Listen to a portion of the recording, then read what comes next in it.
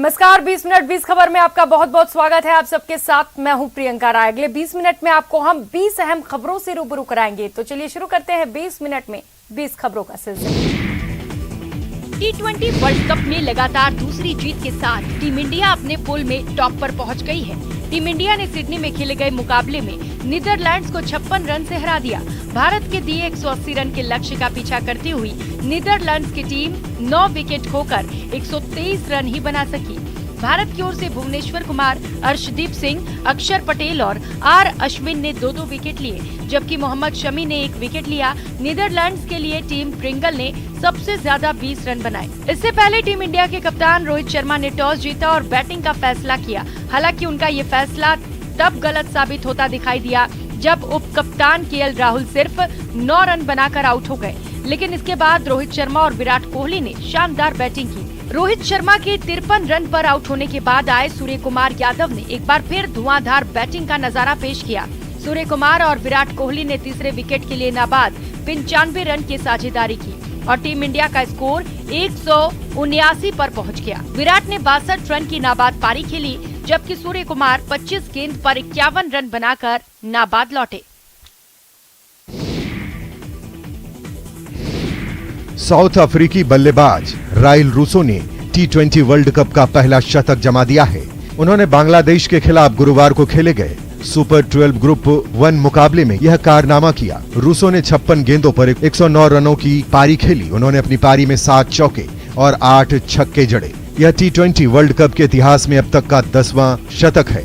9 बल्लेबाजों ने मिलकर ये 10 शतक जमाए हैं। वेस्टइंडीज के क्रिस गेल ने 2 शतक बनाए हैं। रूसो T20 वर्ल्ड कप में शतक लगाने वाले पहले साउथ अफ्रीकी खिलाड़ी भी बन गए हैं। उनसे पहले वेस्टइंडीज के क्रिस गेल 2 शतक, भारत के सुरेश रैना, श्रीलंका के महिला जयवर्धने, न्यूजीलैंड के ब्रेडमैन मैकुलम, हेल्स, पाकिस्तान के अहमद शहजाद, बांग्लादेश के तमीम इकबाल और इंग्लैंड के जोस बटलर इस टूर्नामेंट के अलग अलग एडिशन में शतक लगा चुके हैं। इस मुकाबले में साउथ अफ्रीका ने बांग्लादेश को 104 रनों से हरा दिया। टॉस जीतकर पहले बैटिंग करते हुए साउथ अफ्रीकी टीम ने 20 ओवर में 5 विकेट खोकर 205 रन बनाए।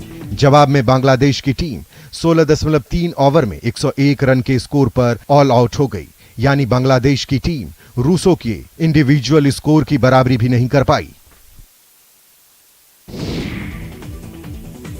भारतीय क्रिकेट में बड़े बदलाव की शुरुआत हो गई है। अब बीसीसीआई के सेंट्रल कॉन्ट्रैक्ट में शामिल महिला खिलाड़ियों को भी पुरुषों के बराबर मैच फीस मिलेगी। बीसीसीआई के अपेक्स काउंसिल ने ये ऐतिहासिक फैसला किया है। बोर्ड के सचिव जय शाह ने ट्वीट कर इसकी जानकारी दी। जय शाह ने ट्वीट किया कि मुझे घोषणा करते हुए खुशी हो रही है, भेदभाव मिटाने की दिशा में बीसीसीआई ने पहला कदम उठाया है। हम बोर्ड से अनुबंधित महिला क्रिकेटर के लिए समान वेतन की पॉलिसी लागू कर रहे हैं।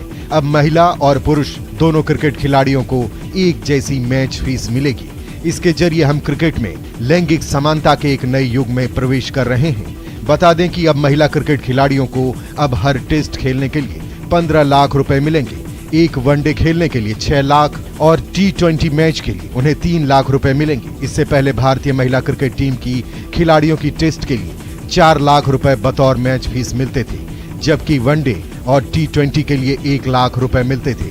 लेकिन बीसीसीआई के फैसले के बाद अब महिला खिलाड़ी को पहले के मुकाबले कई गुना मैच फीस मिलेगी।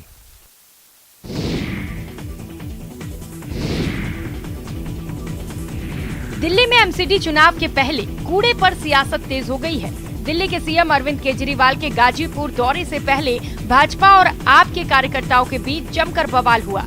दोनों ने एक दूसरे के खिलाफ जमकर नारेबाजी की। हंगामे के कुछ देर बाद केजरीवाल गाजीपुर में कूड़े का पहाड़ देखने पहुंचे। कहा कि बीजेपी ने कूड़े के 3 पहाड़ दिए, दिल्ली को कूड़े का ढेर बना दिया। इस बार का एमसीडी चुनाव कूड़े के मुद्दे पर होगा। सीएम ने चुनौती दी कि बीजेपी बताए कि एमसीडी में पिछले 15 साल में क्या काम हुआ है। वहीं बीजेपी कार्यकर्ताओं ने हाथों में काले झंडे लेकर केजरीवाल को बैक के नारे लगाए। पहले बीजेपी कार्यकर्ता दिल्ली सरकार के खिलाफ प्रदर्शन कर रहे थे। इसके तुरंत बाद आप कार्यकर्ता वहां पहुंच गए। बीजेपी ने आरोप लगाया कि केजरीवाल गाजीपुर कूड़े पर पॉलिटिक्स कर रहे हैं।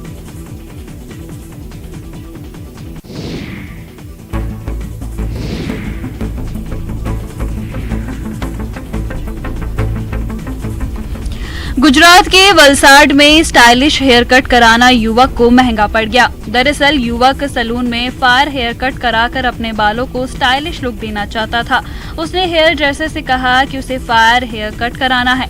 दुकानदार ने युवक की फरमाइश पर उसके बालों में पहले केमिकल लगाया, फिर जैसे ही माचिस की तिल्ली जलाई उसके बालों में जोरदार आग लग गई।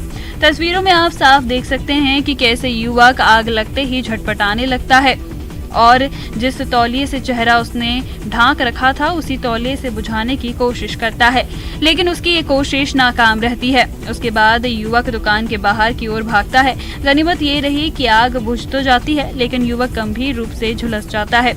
युवक का फिलहाल अस्पताल में इलाज चल रहा है।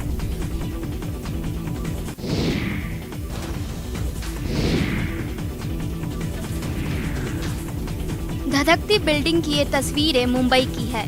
यहाँ गिरगांव के एक गोदाम में भीषण आग लग गई। आग की लपटें इतनी तेज थी कि पार्किंग में गाड़ियां जलकर खाक हो गई। नुकसान इसलिए भी बढ़ता गया क्योंकि खराब रास्ता होने के कारण दमकल की गाड़ियां समय से मौके पर नहीं पहुंच सकी। हालांकि बाद में 5 गाड़ियों ने काफी मशक्कत के बाद आग पर काबू पा लिया। बताया जा रहा है कि जिस गोदाम में आग लगी वो कई सालों से बंद पड़ा था। हादसे में किसी के हताहत होने की खबर नहीं है। आग किन कारणों से लगी इसकी जांच की जा रही है।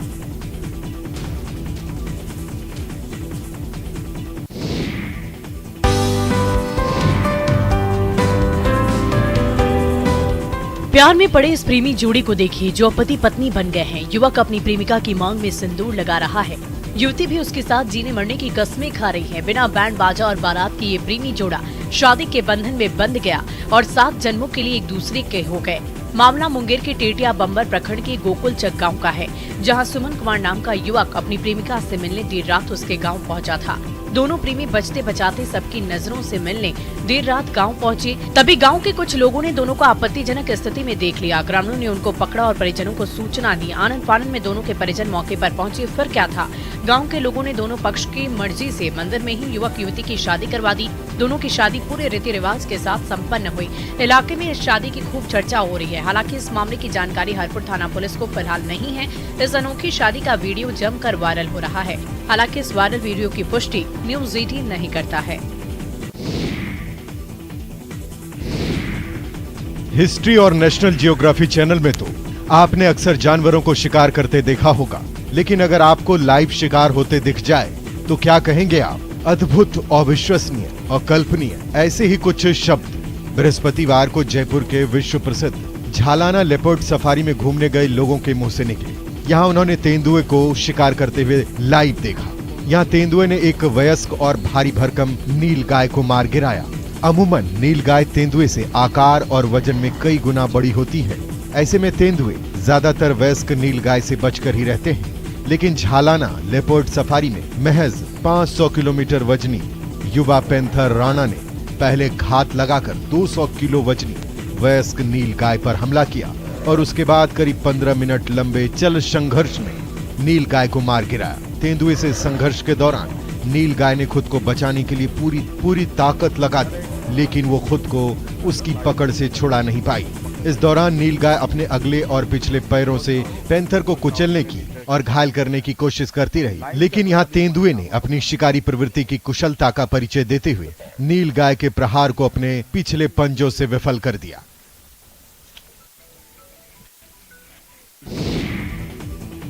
प्रदेश का एकमात्र हिल स्टेशन माउंट आबू अपनी आबो हवा के कारण सैलानियों के लिए आकर्षण का केंद्र तो है ही, यहाँ आने वाले लोगों को वन्य जीवों का दीदार भी रोमांच भरता है। बुधवार की रात भी वन देवी सेंचुरी की सड़क पर पैंथर का मूवमेंट देखने को मिला। माउंट आबू की सड़कों पर पैंथर के मूवमेंट को एक सैलानी ने अपने कैमरे में कैद करके वायरल कर दिया। दरअसल भोजन की तलाश में अक्सर ही जंगली जानवर रहवासी इलाकों में आ जाते हैं। इस इलाके में बने होटल से फेंके गए खाने के सामान की खुशबू इन जानवरों को आकर्षित करती है और इसकी खोज में यहाँ आते रहते हैं। इधर जयपुर से सटे कोटपूतली में भी अचानक एक तेंदुआ आ गया, जिससे इलाके में दहशत फैल गई। हालांकि तेंदुआ घायल था और उसे चलने में दिक्कत हो रही थी। तेंदुआ की हालत देखने के बाद लोगों ने वन विभाग को खबर की, जिसके बाद वन विभाग की टीम मौके पर पहुंची और रेस्क्यू कर जंगल में छोड़ दिया। कुछ करने की ठान लो तो कुछ भी मुश्किल नहीं है। सिरोही के बरलूट गांव के लोगों ने ये बात साबित कर दी है। गांव के लोगों ने एकजुट होकर गौ संरक्षण की मिसाल कायम की है, जिन्होंने न सिर्फ 3 महीने के अंदर 1 लाख गायों के रहने का ठिकाना बना डाला है। इस गौशाला के निर्माण में 20 से ज्यादा धर्मगुरुओं ने अहम योगदान दिया है। सारनेश्वर गौशाला के नाम से बनी इस गौशाला में 1 लाख से ज्यादा गौवंशों का देखभाल की जा रही है। गौशाला में अत्याधुनिक पशु चिकित्सालय का निर्माण भी कराया जा रहा है, ताकि गायों को समय पर सही इलाज मिल सके। इस गौशाला का निर्माण 500 बीघा जमीन पर किया गया है। केदारनाथ मंदिर का गर्भगृह अब स्वर्ण मंडित हो गया है। महाराष्ट्र के एक दानी के सहयोग से बद्रीनाथ केदारनाथ मंदिर समिति ने इसे नया रूप दिया है। 550 सोने के परतों में गर्भगृह के दीवारों और छतों का नया स्वरूप मिला है। ASI के अधिकारियों की देखरेख में यह कार्य किया गया। बुधवार को यह कार्य पूरा हो गया। केदारनाथ मंदिर के गर्भगृह को स्वर्ण मंडित करने के लिए पहले चांदी हटाई गई। मंदिर समिति के अधिकारियों की मौजूदगी में चांदी को हटाने के बाद मंदिर के भंडार गृह में सुरक्षित रख दिया गया। उसके बाद चांदी के स्थान पर तांबा लगाया गया। गर्भगृह के दीवारों पर तांबा चढ़ाने के बाद नाप लिया गया और फिर इसे तांबे को निकाल कर वापस महाराष्ट्र ले जाया गया, जहां तांबे की परत की नाप पर सोने की परत तैयार की गई। सोने की ये परतें मंदिर के गर्भगृह, 4 खंभों और स्वयंभू शिवलिंग के आसपास की जलहरी में लगाई गई। गौरीकुंड से घोड़ा खच्चरों से सोने की इन 550 परतें केदारनाथ पहुंचाई गई थी। यम द्वितीया पर पूजा पाठ के साथ ही बाबा केदारनाथ और यमुनोत्री धाम के कपाट शीतकाल के बाद बंद कर दिए गए। गुरुवार को वैदिक मंत्रोच्चार के साथ दोनों धाम के कपाट बंद किए गए। यमुनोत्री के कपाट बंद होने के बाद मां यमुना की उत्सव डोली भोग मूर्ति के साथ तीर्थ पुरोहितों के गांव खरसाली गांव लाई जाएगी, जहां पर शीतकाल के 6 महीने मां यमुना की पूजा अर्चना की जाएगी। कपाट बंद होने के अवसर पर सुबह से सैकड़ों श्रद्धालुओं का तांता लगा रहा। वहीं सुबह 8 बजे वैदिक मंत्रोच्चार के बीच केदारनाथ धाम के कपाट बंद हुए और बाबा की पंचमुखी डोली श्री ओंकारेश्वर मंदिर ऊखी मठ की ओर प्रस्थान कर गई। इस दौरान कई भक्त भावुक नजर आए। श्रद्धालुओं के बम बम भोले और जय केदार के उद्घोष के साथ केदारनाथ धाम गुंजायमान रहा। वहीं बाबा बद्रीनाथ धाम के कपाट 19 नवंबर को बंद होंगे। मध्य प्रदेश के दमोह में आदिवासी समाज में नववर्ष के दिन उनके मवेशियों को सजाया और दौड़ाया जाता है। आस्था और विश्वास के साथ लोग जमीन पर लेट जाते हैं और उनके ऊपर से गायों की बारात गुजरती है। दरअसल दाहोद जिला एक आदिवासी बहुल जिला है और जिले के आदिवासी समुदाय की दिवाली और नए साल के संबंध में एक अनूठी परंपरा है। कबूतरों को कई वस्तुओं से सजाया जाता है और गांव में सजाए गए मवेशियों को ले जाया जाता है और लोग सड़क पर सोते हैं और गायों का जुलूस निकालते हैं। गायों को दौड़ाया जाता है। गायों के पैरों के पास पटाखे फोड़ दिए जाते हैं ताकि गायें दौड़ने लगे और ये त्योहार ढोल की थाप के साथ उत्साह पूर्वक मनाया जाता है। आदिवासी समाज में ऐसी मान्यता है कि जानवरों का इस्तेमाल साल भर कृषि कार्य में किया जाता है। जैसा कि साल के दौरान जानवर को चोट लग गई हो या दुर्व्यवहार किया गया हो तो नए साल के दिन लोग गाय माँ को दंडवत प्रणाम करते हैं और जमीन पर लेट जाते हैं। साथ ही गाय माता की क्षमा मांगते हैं। उनका विश्वास है कि इससे अगला साल अच्छा होगा और कृषि भी अच्छी होगी। आपने इंसानों को इलाज करवाते तो देखा होगा, पर क्या आपने इलाज करवाते एक अजगर को देखा है? ये देखिए, ये वन कर्मी और डॉक्टर इस अजगर के इलाज में लगे हुए हैं। इसका इलाज पिछले 10 दिनों से चल रहा है। ये अब धीरे धीरे ठीक भी होने लगा है। दरअसल ओडिशा सीमा पर आर सुमंडी गांव से छुड़ाए गए अजगर को गंभीर हालत में इलाज के लिए भर्ती कराया गया और अजगर का ऑपरेशन किया गया। वन अधिकारी ने कहा कि सांप को पूरी तरह स्वस्थ होने के बाद जंगल में छोड़ दिया जाएगा। अजगर के रेस्क्यू करने के दौरान उसके सिर में गंभीर चोट का पता चला था, जिससे पता चला कि किसी ने अजगर के सिर पर हथियार या पत्थर से वार किया है। हालांकि उसे बचा लिया गया था। हालांकि सर्प हेल्पलाइन सदस्य ने बताया कि इस इलाके में ये पहला मामला है जब वन कार्यालय के विशेष आवास में इस तरह का ऑपरेशन किया गया और इलाज किया गया हो। बताया जा रहा है कि चोट लगने के कारण अजगर के मुंह का ऊपरी हिस्सा बुरी तरह जख्मी हो गया था और कुछ दांत भी टूट गए थे। अजगर को लगी गंभीर चोट का ऑपरेशन भी किया गया। ऑपरेशन 1 घंटे तक चला और अब उसे जंगल में छोड़े जाने की योजना है।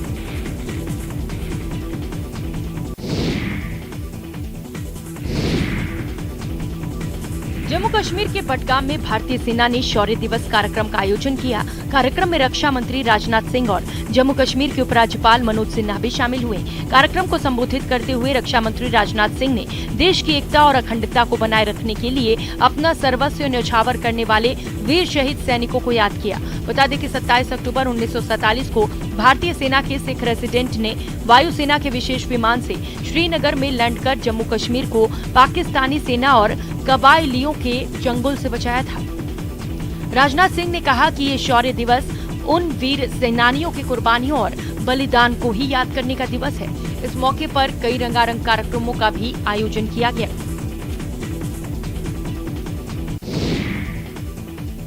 हौसले अगर बुलंद हों तो कोई भी मंजिल पाई जा सकती है।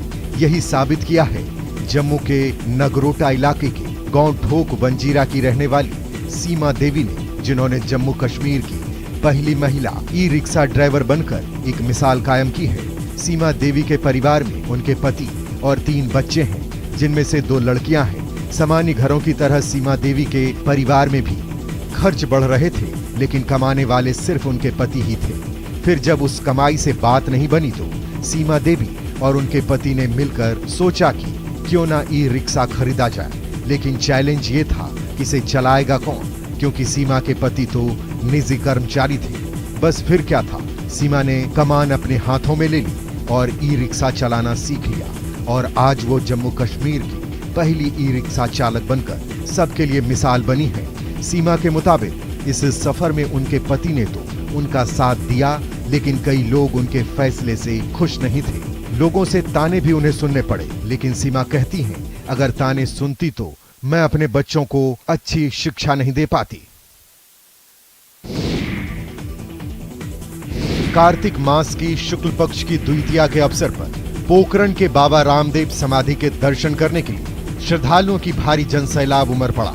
एक साथ हजारों की तादाद में श्रद्धालुओं के आने से समाधि स्थल के मुख्य द्वार के सामने दर्शन करने के लिए लंबी लंबी कतारें लगी रही। सुबह के 4 बजे जैसे ही समाधि स्थल का मुख्य प्रवेश द्वार खुला, रामसा पीर की जयकारा करते हुए श्रद्धालु समाधि स्थल में प्रवेश करके बाबा की समाधि के दर्शन किए। इससे पहले बाबा रामदेव समाधि समिति की तरफ से सुबह 4 बजे बाबा की समाधि को दूध, दही, घी, केसर, पंचामृत से अभिषेक करवाकर विधि विधान से पूजा की गई। इसके पश्चात 8 बजे समाधि स्थल पर स्वर्ण मुकुट स्थापित किया गया। भीड़ को देखते हुए पुलिस प्रशासन और बाबा रामदेव समाधि समिति की तरफ से सुरक्षा के कड़े माकूल प्रबंध किए गए थे।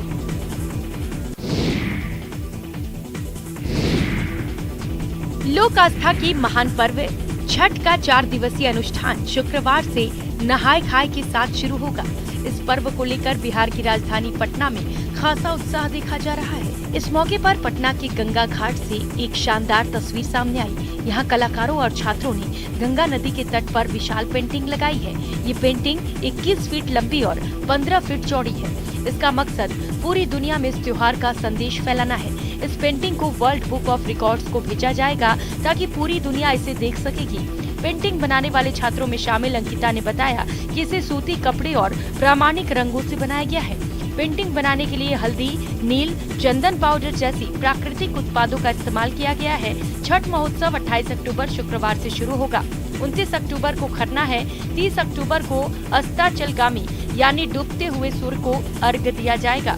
इसके अगले दिन सुबह यानी 31 अक्टूबर को उदयमान यानी उगते हुए सूर्य को अर्घ्य के साथ ही छठ पूजा का समापन होगा। वाला धौली भुवनेश्वर दक्षिण में 8 किलोमीटर दूर दया नदी के तट पर स्थित है। इतिहासकारों के अनुसार ये स्थान कलिंग युद्ध का साक्षी है। अधिकारियों ने बताया कि मुख्य समारोह 28 अक्टूबर को धौली में सुबह 9:45 पर होगा। इसमें मुख्यमंत्री नवीन पटनायक मुख्य अतिथि होंगे। इस समारोह के लिए ओडिशा सरकार ने काफी तैयारियां कर रखी हैं। इस कार्यक्रम में दुनिया भर के करीब 150 बौद्ध भिक्षु शामिल होंगे।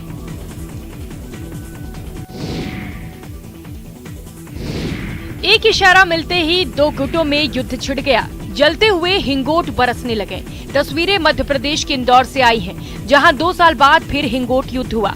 देर रात तक तुर्रा और कलंकी दल के योद्धा आमने सामने रहे। कोरोना के कारण पिछले 2 साल से हिंगोट युद्ध नहीं हुआ था, इसलिए इस बार लोगों ने जमकर एक दूसरे पर हिंगोट फेंके। इसमें 7 लोगों के घायल होने की सूचना है। युद्ध देखने के लिए हजारों लोग पहुंचे। प्रशासन ने सुरक्षा के पुख्ता इंतजाम कर रखे थे। तुर्रा और कलंगी दल के योद्धा सिर पर साफा, कंधे पर हिंगोट से भरे झोले, हाथ में ढाल और जलती लकड़ी लेकर बुधवार दोपहर 4 बजे नाचते गाते मैदान में निकल पड़े। भगवान देवनारायण मंदिर में दर्शन कर मैदान में आमने सामने खड़े हुए। संकेत मिलते ही युद्ध शुरू हुआ। इसमें 7 योद्धा घायल हुए। हिंगोट युद्ध परंपरा का हिस्सा है। इसमें भाग लेने वाले योद्धाओं को भी नहीं पता कि इसकी शुरुआत कब और कैसे हुई। 2 साल बाद हुए हिंगोट युद्ध को देखने के लिए रतलाम, उज्जैन, इंदौर सहित कई जिलों से लोग पहुंचे।